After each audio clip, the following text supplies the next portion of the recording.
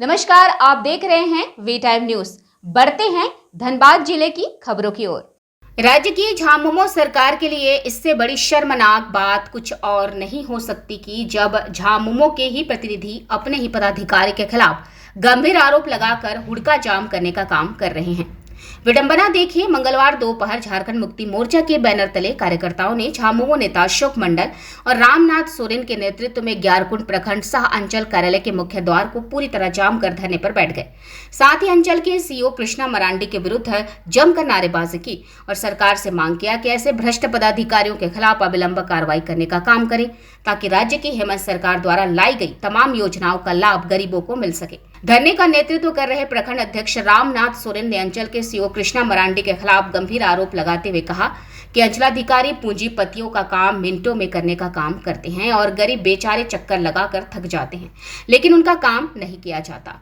रामनाथ सोरेन ने अंचलाधिकारी मरांडी पर सरकारी और सीएनटी की जमीनों को पूंजीपतियों को बेचने का भी गंभीर आरोप लगाए हैं। कहा कि उनके पास इसके पुख्ता सबूत भी हैं। जल्द ही ऐसे भ्रष्ट अधिकारियों को यहां से नहीं हटाया गया तो गरीब लाभुक सरकार के ऐसे कई योजनाओं से वंचित रह जाएंगे।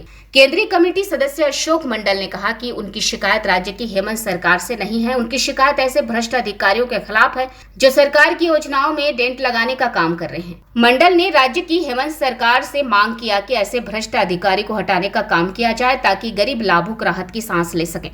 मंडल ने कहा कि प्रखंड सह अंचल में दलालों का बोलबाला है जो अंचल के सीओ से मिलकर इस तरह के काम को अंजाम देने का काम कर रहे हैं। सीओ कृष्णा मरांडी पर लगे गंभीर आरोपों को लेकर जब हमने जानना चाहा तो साहब कुछ भी कहने से इनकार कर दिए। साथ ही कहा कि आपको जो लिखना है दिखाना है वो आप करें, वो कुछ नहीं कहेंगे।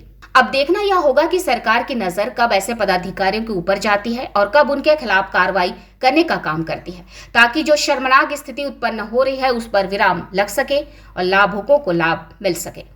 बैठे हुए हैं झारखंड मुक्ति मोर्चा की ओर से सरकार के द्वारा बहुत सारे योजनाएं क्या बोलते हैं ब्लॉक लेवल बोलिए चाहे सर्कल के लेवल के बोलिए भेजने का काम सरकार कर रही है, लेकिन दुर्भाग्य है जहां तक सरकार का योजना धरातल पर उतरने के लिए जो फॉर्म भरा जाता है उसका सर्टिफिकेट दिलाने का काम करता है, कहीं ना कहीं माने असहयोग का काम नीचे के पदाधिकारी या कर्मचारी करने का काम कर रहा है।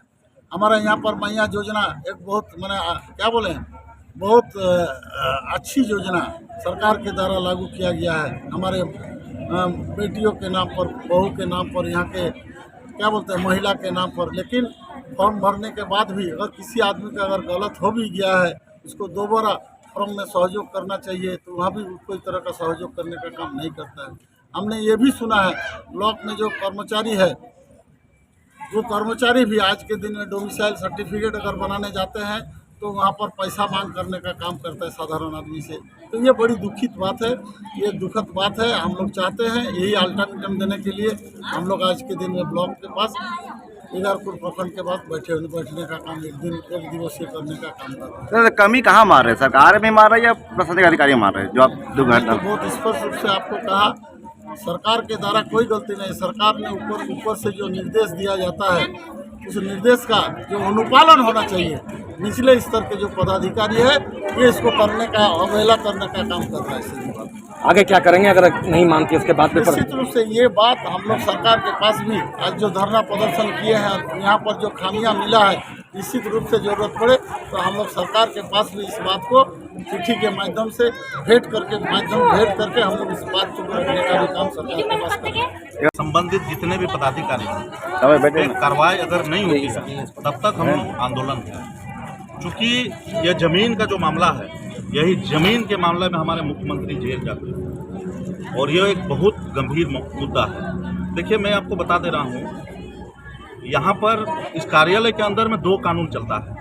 पहला कानून एक पूंजीपति के लिए, दूसरा कानून गरीब आदमी के लिए। आज के समय में अगर आप जाति प्रमाण पत्र बनवाने के लिए जा रहे हैं तो अभी भी आप सीओ से पूछ सकते हैं, साल भर तक का पेंडिंग है मामूली सा जाति आवासीय के लिए, लेकिन उसके लिए भी जब आप पैसा दीजिएगा तो मिनटों में पास हो जाएगा। अगर आप पैसा नहीं दीजिएगा तो आपका जाति आवासीय लटका हुआ रहेगा। मैं आपको बता देना चाह रहा हूँ और एक चीज़, बिना जाति आवासीय के लिए आज का समय में जो सरकार के द्वारा जो लाभ मिलना चाहिए उससे हमारे बहुत से गरीब लोग वंचित हो रहे हैं। और इस चीज को लेकर काफी बार हम लोगों ने बात करने का प्रयास किया, लेकिन सीओ के द्वारा माने कोई संतोषजनक जवाब नहीं मिलता है। और दूसरी बात, अगर कोई आदमी अगर उसके पास बात करने के लिए जाता है तो इस तरह से बात करता है जैसे वो इंसान ही नहीं है।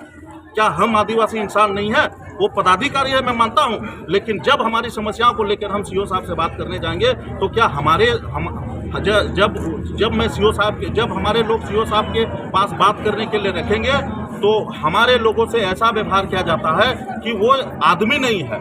इस तरह का बहुत दुख की बात है। दूसरी बात, ये जो हमारे जो सीओ साहब है, अगर कोई पूंजीपति का काम अगर इसके पास लेके जाइएगा तो मिनटों में हो जाएगा। आखिर ऐसा क्यों भाई? बहुत से सरकारी जमीन का ये कोई पूंजीपति के हाथों में ही बेचने का काम किया है, उसका कागज है हमारे पास।